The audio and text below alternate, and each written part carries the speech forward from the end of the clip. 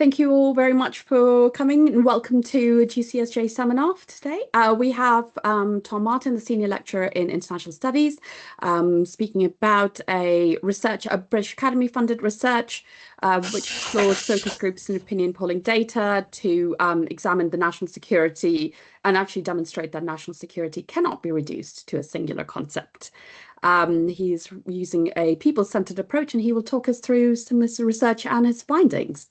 As a reminder to everyone, we are recording this session, and Tom will speak for about 30 minutes, followed by Q&A. So over to you, Tom. Great. Yes. Well, thank you very much, Gunjan, for hosting and organising this. This is, I suppose, sort of a presentation of some research that I've been working on over the last year or so to sort of try and interrogate and understand British public opinion on national security, and I'll get into that in a second. The impetus for this presentation is that I've sort of written a policy report of sorts that tried to pull out some of the findings, especially of the opinion survey, which I'll discuss as well. The centre has very kindly agreed to format it and host it, which I understand is something that they're looking to do sort of going forward. So a great deal of thanks for that. As there wouldn't be any necessarily any easy place to sort of put this online without that. So it's really nice to have an institutional space where we can put reports or other pieces of work that wouldn't necessarily find a peer-reviewed home, for instance, but can be linked to. So really appreciate that. And it should be online by the end of the month at least. So if you are interested in looking at it in more detail, there will be that there. Although you're obviously very welcome always to contact me as well if you want to discuss the research. So what am I talking to you about today?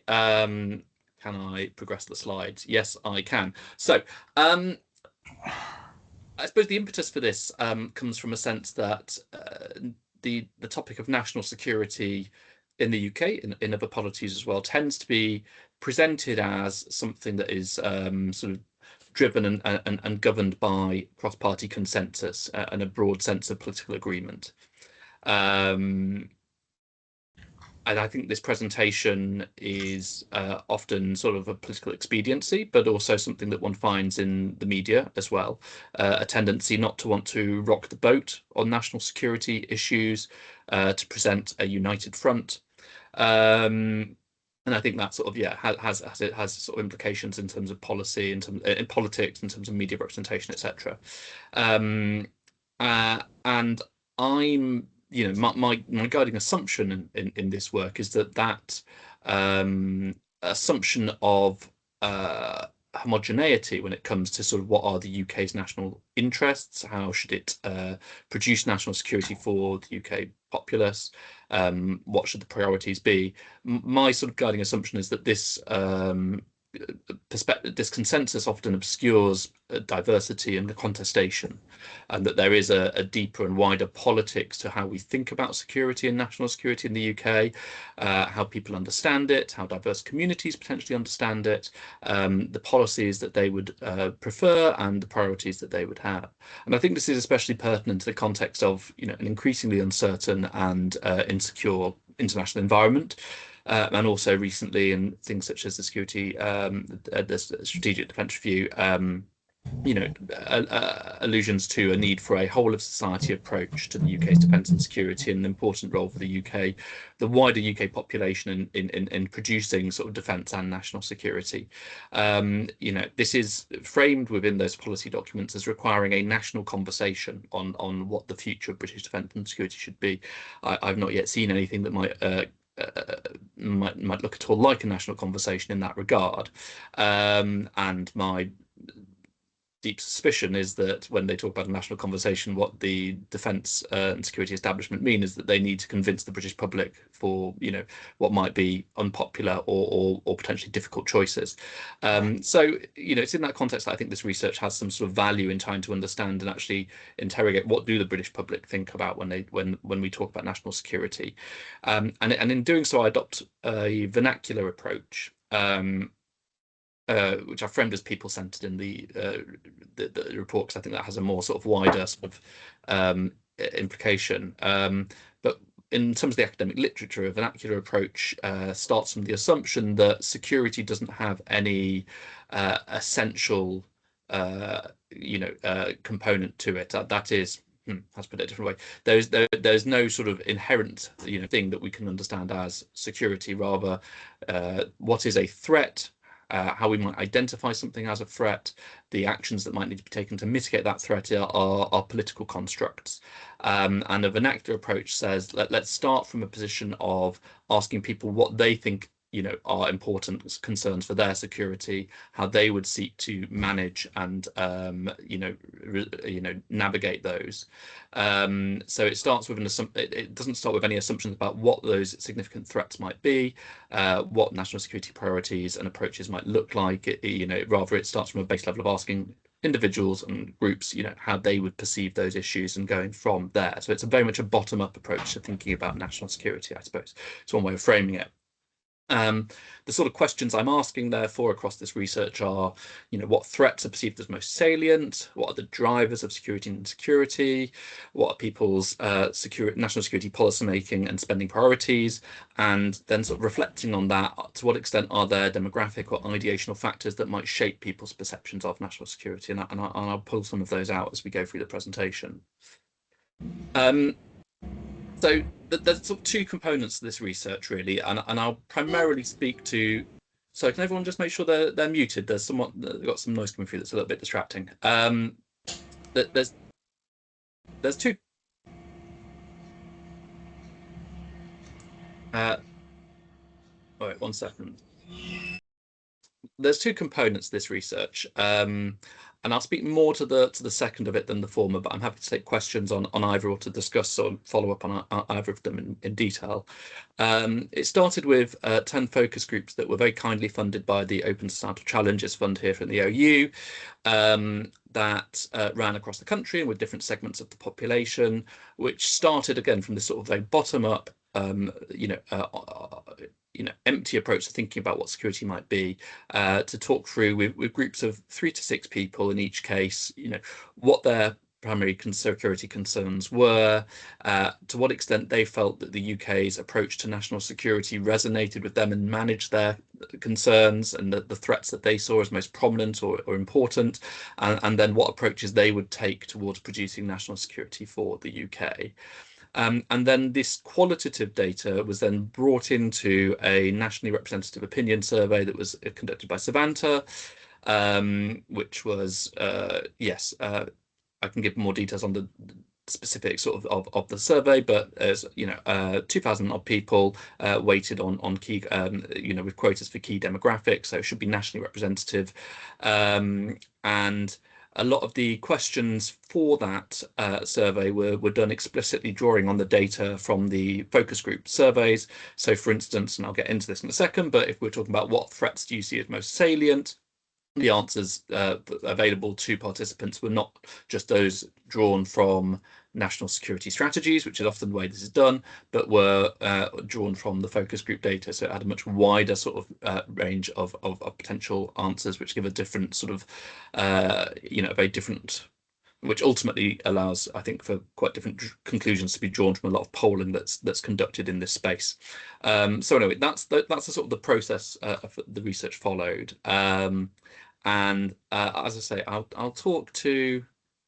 I'll talk to the mostly to the opinion poll, but I'll just sort of briefly outline some of the things that I thought were interesting from the focus group findings. And I think it's worth sort of saying, at the outset that, obviously these are not representative in the formal sense; they're indicative. And I think when one talks to the public about these questions of national security, which is something that some people think about, but other people don't think about a lot in their day-to-day lives, one does get a diversity of opinions being put forward.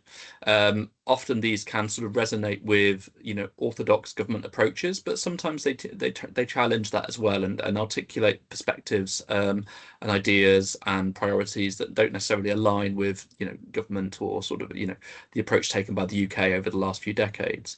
I think some things worth highlighting that I didn't think were interesting from the focus groups was and it's worth noting these were conducted towards the end of 2024. So this would have been after President Trump was elected in the United States, but before he'd taken office for his second presidency. But there was a deep distrust of the special relationship. I think very much informed by a concern around the actions that Trump would take once he ascended to presidency again. A strong commitment to NATO, less consensus on the EU. Quite a lot of contestation around Britain's nuclear deterrent. I think that's always interesting to sort of explore, especially in a context in which the media and public presentation of questions around the UK's nuclear deterrent are often quite, how to put it, maybe from a different angle into that. I think one of the interesting things about, for instance, Jeremy Corbyn's premiership at the Labour Party was how much contestation there was to his perspective as a long-term advocate for disarmament. There was, amongst both media and sort of political commentary, that any sort of sense that you had a leader of one of the major parties in the UK who would not be committed to a nuclear deterrent was something that went against the grain. But I think actually when you talk to the population, there is a deeper sort of politics there that isn't always represented in that sort of mainstream debate. Many people in favour of increased defence expenditure, but questions as to how that would be achieved, and I'll get onto that again in the opinion polling data.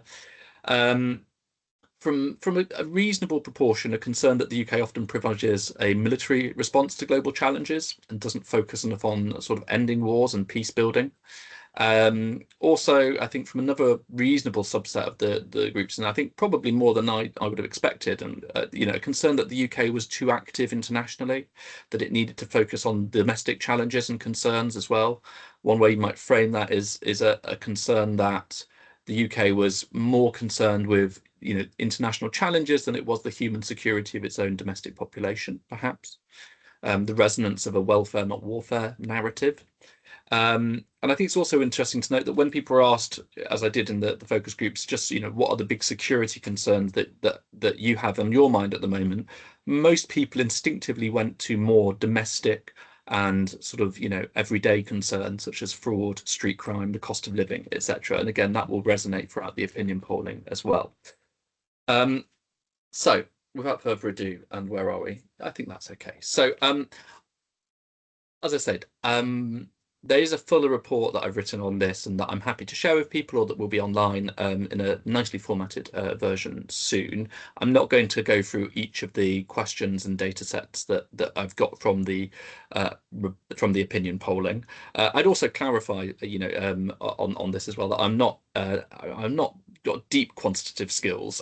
So a lot of this is much more sort of descriptive statistics and pulling out interesting sort of inferences and correlations. On that note, if anyone does have lots of quantitative skill sets and is interested in this topic and wants to do something together, you're more than welcome to contact me and see where that might go. But nevertheless, I think there's a lot that I can pull out from the data here that is hopefully of interest. One of the first questions I asked people was how secure they felt, at different sort of scalars, so their neighborhood, the city, town, or village, the UK, and then the world, and to rank that on a 1 to 10. And one thing that I've done, I've pulled out here, and this will be a theme throughout the presentation, is I took a lot of demographic data from people who responded to the opinion survey, such as age, geographic location, socioeconomic group, gender, educational attainment, interest in politics, etc. And I also took, voting data as well, so previous voting and also voting intention, i.e., if there was an election tomorrow, who would you vote for? And going through this, I think the one that really stood out as indicative of as driving and correlating with changes of perspective on national security was voting intention. So, my take on this from the data that I have, at least, is that there is a genuine and important party politics to national security that is often understated. And so you'll see throughout that I sort of break it down via voting intention as well. So, but I can talk to other demographic cleavages, in the Q&A if that's helpful. But I think one thing to sort of note, and I thought was interesting, was if we think about sort of how secure people find themselves in their day-to-day environment. I've just highlighted here where there's more than 0.5 of difference from the median. So you can see that people who intend to vote Conservative often feel quite secure or more secure than average in their neighbourhood and town and city. People who intend to vote Labour feel more secure than average in their sort of locality in the UK and in the world. People who tend to vote for Reform UK tend to feel dramatically less secure, especially when it comes to the UK, more in line on other indicators.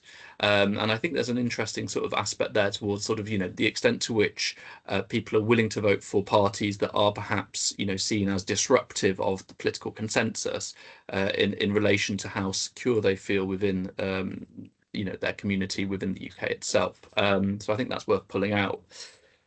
One of the main questions that I asked, and again, this all draws from the qualitative data in terms of the options available to respondents, was the question around threat perceptions. So, which, if any, of the following issues you consider to be most important threats to the security of the UK at the moment?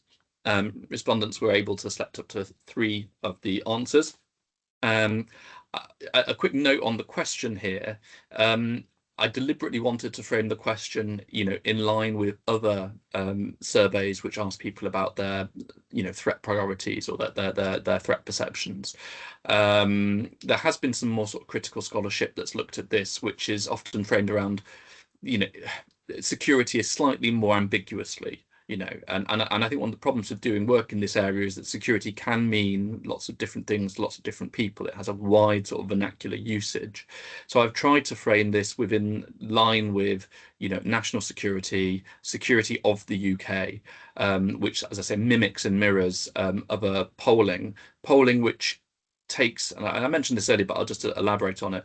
So where there is polling on this in the UK, what it tends to do is say something like, which of these do you consider to be the most important threats to the security of the UK? And then it will list 8 to 10, which are drawn primarily from national security documents, national security priorities that are drawn up by the government. And whilst there's utility in that, that does tend to reproduce and reflect, and reify, the concerns of, the state and the government. And there might be, as I say, value in doing that. But I think what's clear when you ask a wider, what's clear when you provide people with a wider set of potential responses is that those things that perhaps come quite significantly when asked, when asked in other polls, do drop down in salience compared to what might be again framed as more human security dynamics or sort of local or national level issues that people feel mitigate or have an impact on their own security. So primary here is migration to the UK, which across all the data comes out very strongly. But there's also questions on like economic insecurity, street crime, etc. Cyber attacks quite high, terrorism also high, and then things like state threats, global instability, coming slightly lower. Yes. So I think that's interesting, and I think it draws, it does highlight the way in which national security narratives are, reflect people's local and daily experiences as much as they do their concerns around sort of the international and the more sort of state-centric threats that are often found, privileged within national security documentation. However, there's also, significant variation in threat perception according to voting intention. So here's just the top 3 threats according to voting intention for the 5 major parties as polled within, this data set. So whilst migration to the UK is the most significant by far overall, it's only top 3 threats for the Conservative Party, for people intending to vote Conservative or intending to vote Reform UK, and Reform UK very significantly so. Economic insecurity is there strongly across all, but things such as global instability are there important for potential Democrat voters, climate change for potential Labour and Green Party voters, loss of freedoms, which I'd interpret around sort of concerns around domestic policing, for instance, policing of activism, comes out quite strongly for people who intend to vote for the Green Party. So again, there is sort of quite strong divergence in threat perception according to party preference. What's next? Well, actually, yeah, okay, no, I'll carry on. So, one of the other things I wanted to ask about was to ask people to consider, some of the things that were identified in the focus groups as driving a sense of security in the UK, or driving a sense of insecurity. So I polled a number of sort of institutions. Institutions isn't really, there's not a strong framing for all of them, but institutions or potential or individuals, or politically salient issues, and the extent to which this made people feel more or less secure. So as you can see, in that, going from sort of highest to lowest, in terms of makes me feel more secure, the UK's armed forces and NATO are things that are strongly felt to sort of produce and security within the UK, as are the United Nations. Contestation over nuclear weapons, but still sort of lots of people who find that source of security. I think interestingly here, a lot of the aspects that, well, there's a number of things you can see from the data here that make people feel less secure, including the UK's foreign policy, the UK's economic policies, and I think that's also something that and I delve into it in a bit more detail in the report, where we ask some further questions about what is it about the living in the UK that makes you feel insecure in other ways. But one of the things that polling in this area doesn't do is to interrogate the way in which the UK state actions or activities might also be sources of insecurity for people. So I think this just highlights that people are at least opposed to government policy in this area to an extent, or when polled, but that also there might be sort of a sense that UK policy is a driver of insecurity, which I think is sort of worth highlighting and interrogating a bit more. Again, though, and I'll break it down by voting intention. I've not done it for all of them. The report goes into detail on all of them, but just to highlight some of the political divergences that one can find if one does it in this particular way. So whilst NATO is, broadly seen positively, that's less so, for instance, for Reform UK voters, and also less so to an extent for Green voters, although less pronounced. The flip side to that might also be the United Nations, which is seen very positively by many of the one group by voting intention for many, but for Reform UK voters, it's seen as a source of something that makes them feel less secure. In a similar vein, possessing nuclear weapons, as I say, overall is seen as something that brings security, although there's contestation across voting intention, including for instance, Conservative voters.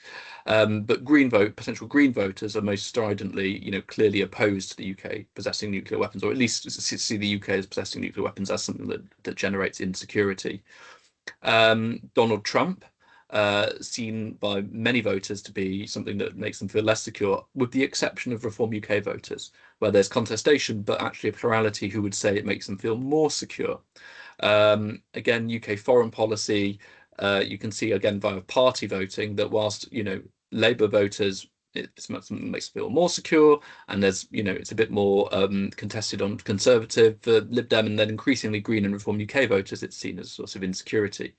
The European Union one is, I think, interesting. I probably don't have the right questions to really get at this, and clearly something that again, Reform UK voters are clearly see as a source of insecurity. But I think there's a question of, when we talk about the relationship of the European Union, is that because it's too close or not close enough? And I'd warrant that some of the, for instance, Green and Lib Dem, respondents who said it makes them feel less secure, that's most likely because they wish there were a stronger relationship with the EU, not a weaker one.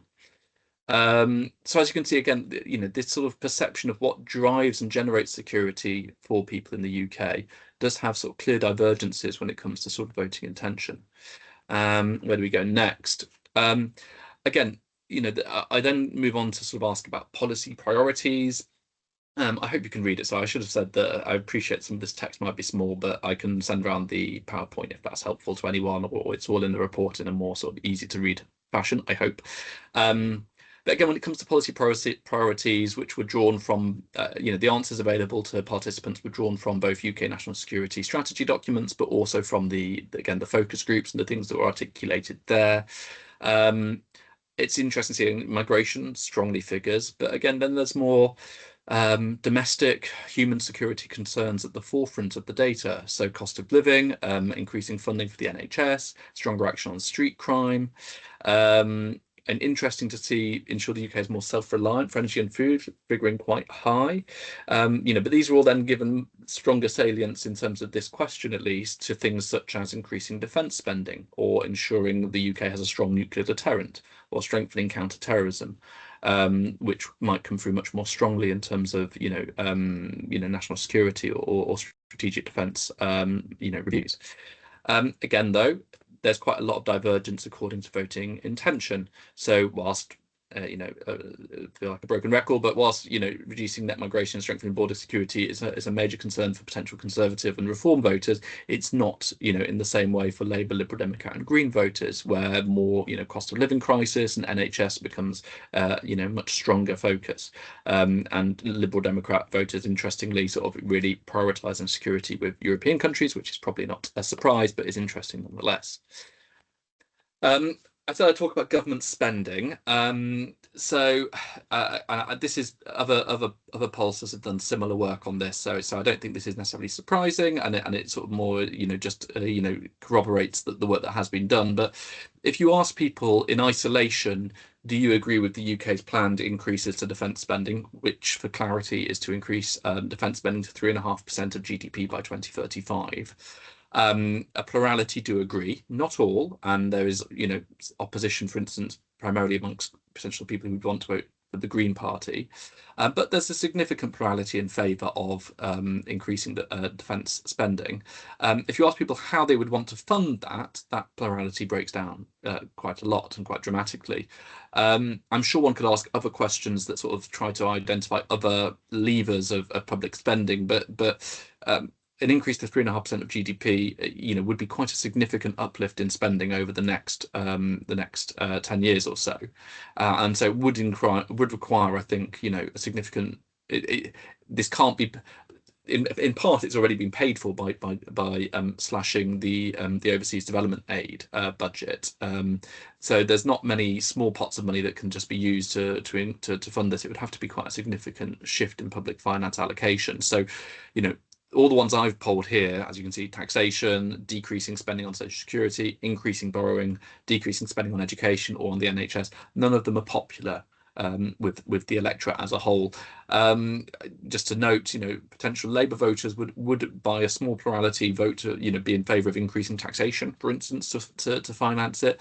But realistically, however one cuts it, none of these are popular with the general public. So yes, people are concerned and would want to increase defence spending. I think that's fair to say. But how to do that is much less clear. So that's sort of the end of the data I want to show you, but I'll just, again, because I feel I've probably stressed this quite heavily in this presentation, reflecting back on it, and there's other things that come out in the paper as well, but I think this is one that I think is particularly personal and interesting. I've produced some sort of small summaries that sort of pull together and highlight different political party voters or voting intention and the way in which they differed in terms of their responses to the questions I asked within the survey, at least. So, potential conservative voters were much more likely to feel secure than average and to trust the institutions of the UK to make them secure, but are strongly concerned around tackling migration. Potential Labour voters are very similar in a sense, in that they do feel more secure than average, and do also show a lot of trust in the UK government and the institutions of the state to make them secure. But their security priorities are quite different to potential Conservative voters. They're concerned about socioeconomic and climate security, and are most willing to fund a higher defence budget, as I just sort of spoke to. So, as I say, sort of interesting, Conservative and Labour voters quite similar in terms of some responses, but then very different priorities when it comes to threat perception, when it comes to the policies they'd like to see instituted.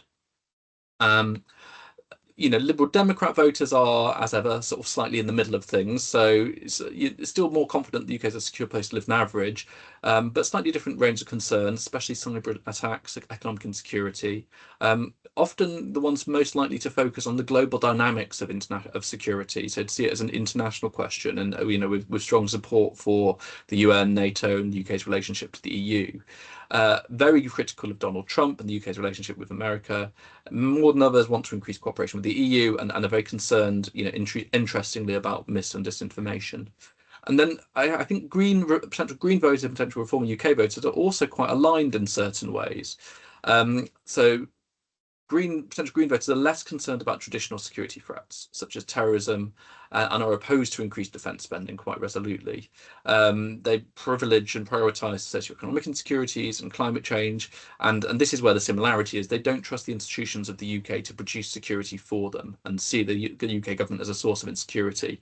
And that's similar to Reform UK, who do not trust the UK to produce security, are much less likely to feel secure in the UK, but their security priority is primarily immigration, and strongly so. Much less concerned about global issues, about climate change, and are primarily focused on security of the UK, especially understood in terms of defence expenditure, nuclear capabilities, and self-reliance. What am I doing? So I think those are interesting. Maybe just to try and draw some sort of broad conclusions from that. I think that this data does at least challenge or nuance or seek to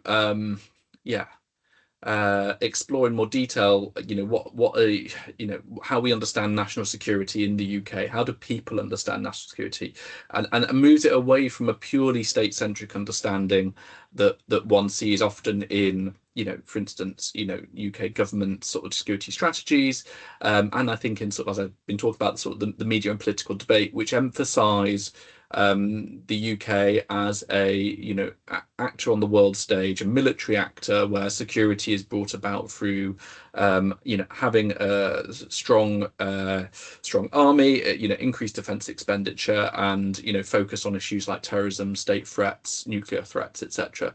Those are clearly present, and it's not to sort of deny or diminish those concerns for people, but it is to say they sit alongside a wider variety and terrain of more human security concerns, that people have in terms of their day-to-day life, and the things that they sort of find concerning, as I say, in a more sort of day-to-day sort of relationship. And I think, I think this is interesting, and I think it has sort of political salience. First in terms of prioritization, we are at a time of, difficult spending challenges, and regardless of whether one sees it the same way or not, I think that such narratives resonate quite strongly with the general public, or at least certain sections of the general public. It does mean that sort of when one's talking about increasing defence expenditure, this has to be sort of weighed up in relation to the people's feelings of domestic insecurity and concerns that they have about more quotidian questions around the cost of living, street crime, fraud, etc. And so I think it will sort of play out in those ways quite importantly. It also sort of, for me at least, sort of challenges the way in which a lot of opinion polling on national security is conducted.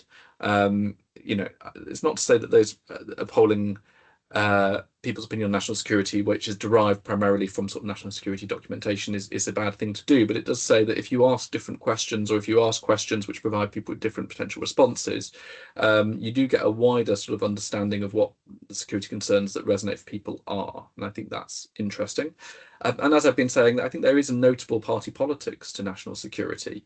And I think, not just in terms of the different priorities that people in the UK would have, that does seem to sort of split along party lines in important ways, but also setting out, and this sort of links back to the first question, just the way in which people view security, those how they understand what we mean by national security, the types of threats they would privilege and prioritize when it comes to national security, and how they would seek to produce national security, does have a notable party politics, and I think that's worth drawing out. I'm going to stop there.